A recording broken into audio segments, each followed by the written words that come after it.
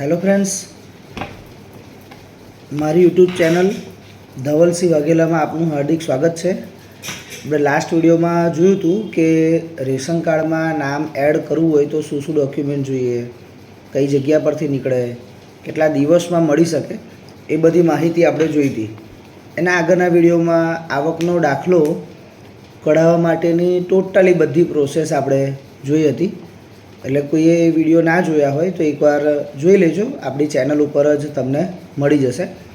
આજે આપણે જે જોવાના છે એવું છે કે રેશન કાર્ડમાંથી નામ કમી કરાવવું હોય તો કયા ડોક્યુમેન્ટ્સ જોઈએ, કઈ જગ્યા પરથી થઈ શકે, કોના ડોક્યુમેન્ટ જોઈએ, એ બધા વિશે આપણે માહિતી જોવાના છે. તો તમે વિડીયોને અંત સુધી જોજો. સૌથી પહેલાં તો રેશન કાર્ડમાંથી જો નામ કમી કરાવવું હોય તો બે ટાઈપ્સની રીતે, આમ બે અલગ અલગ રીતે, ત્રણ અલગ અલગ રીતે, આવા અલગ અલગ મેજર્સ રીઝન હોય કે જેના લીધે રેશન કાર્ડમાંથી નામ કમી કરવામાં આવતા હોય છે. એક તો મેરેજ થઈ ગયું હોય તો રેશન કાર્ડમાંથી નામ કમી કરીએ છીએ.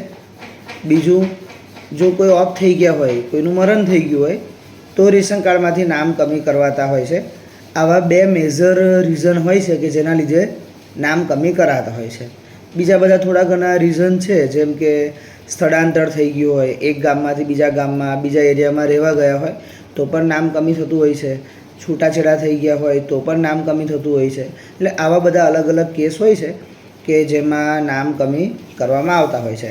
પણ એમાં સૌથી બે ઇમ્પોર્ટન્ટ હોય છે, એ સૌથી વધારે વખતે નામ કમી કરાવવા માટે આવતા હોય એવા, એક તો પહેલું જો ઓફ થઈ ગયા હોય તો, અને બીજું મેરેજ થઈ ગયું હોય તો આ બંને વિશે આપણે જોઈશું.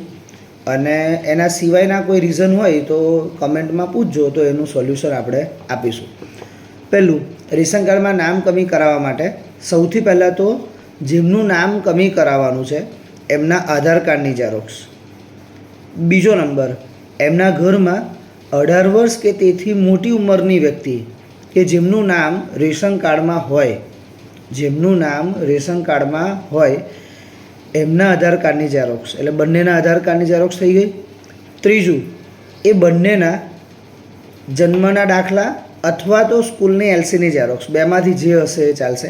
આ કેસમાં તો કેવું છે કે 18 વર્ષથી ઉપરની વ્યક્તિ છે એટલે એલસી પણ મળી જશે, અને મેરેજ થઈ ગયું હોય અથવા ઓફ થઈ ગયા હોય તો પણ એલસી મળી શકશે. એટલે બાળકો જેવા કેસ આમાં નહીં આવે કે જન્મનો દાખલો જોઈએ એમ. પણ જો સ્કૂલની એલસી ના હોય તો જન્મનો દાખલો પણ ચાલશે. એટલે બંનેની ઝેરોક્ષ, બેમાંથી કોઈ પણ એકની ઝેરોક્ષ.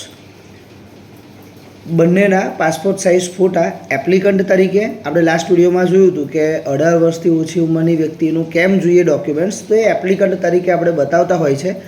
અને હું મારા વાઈફનું કે પપ્પાનું કે કોઈનું પણ નામ હું કમી કરાવવા માગું છું, એની માટે એમના ડોક્યુમેન્ટ્સ જોઈતા હોય છે. એટલે બંનેના પાસપોર્ટ સાઇઝ ફોટા, એટલે કે જેમનું નામ કમી કરાવવાનું છે તેમના, અને એપ્લિકન્ટ બંનેના પાસપોર્ટ સાઇઝ ફોટા. પછી જો કોઈનું મૃત્યુ થઈ ગયું હોય, ડેથ થઈ ગયું હોય, ઓફ થઈ ગયા હોય તો એવા કેસની અંદર જે ભાઈનું અથવા બહેનનું જેમનું મૃત્યુ થઈ ગયું હોય એમના મરણના દાખલાની ઝેરોક્ષ. જો મેરેજ થઈ ગયું હોય તો એમની કંકોત્રીની ઝેરોક્ષ અથવા તો મેરેજ સર્ટિફિકેટની ઝેરોક્ષ, બેમાંથી જે હશે એ ચાલશે. રેશન કાર્ડની ઝેરોક્ષ જોઈશે, અને લેટેસ્ટ વેરા પાવતી જે મોટે ભાગે ગ્રામ પંચાયતોમાં માગે છે. 2024-25 પતી ગયું છે અને અત્યારે 2025-26 ચાલે છે, તો એની ઝેરોક્ષ હોય એટલે આટલા ડોક્યુમેન્ટ્સ હોય તો નામ કમી થઈ શકે છે. અને આ વિડીયો, આ માહિતી ઓવરઓલ આખા ગુજરાતમાં કામ લાગી શકે તેમ છે. જો તમને આ માહિતી સારી લાગતી હોય તો હું વારંવાર આવા વિડીયો લઈને આવીશ.